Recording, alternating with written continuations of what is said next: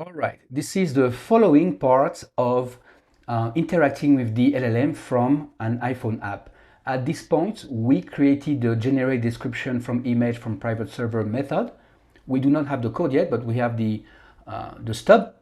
And we call the stub inside of the view controller, inside of the view did load. So we have an image URL of the penguins, and we call the method here. Now let's work on the actual code.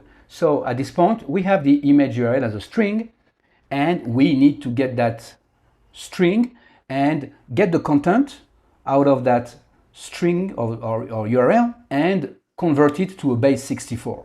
Why? Because that's what it's expecting whenever we send the network request. So let's go ahead and create the image data, the base 64, just the data, it's not base 64 yet. So the syntax is we're going to try with an exclamation point to take the data from the content of, and then we need the URL, right? So URL, and what is the string of that URL? Well, string from what? From the image URL that is passed here. All right, so if I close all the parentheses, so this one is closed, the URL needs to be with an exclamation point so that it's for sure getting passed, and there we go. Now, let me say that this is only for testing. Why?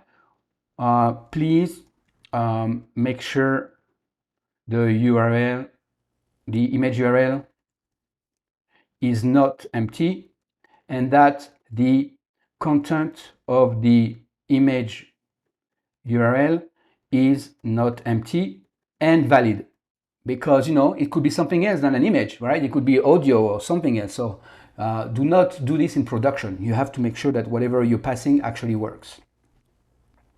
All right, so next thing you want to do is convert this to base 64. Let base 64 image is equal to the image data that we just got, and we convert it. So base 64 encoded string. It's that simple with iOS. The code is already part of the default image data, the NS data conversion. All right. So now, what do we need to do? Well, we need to do the code. So to do, create the network call body, right?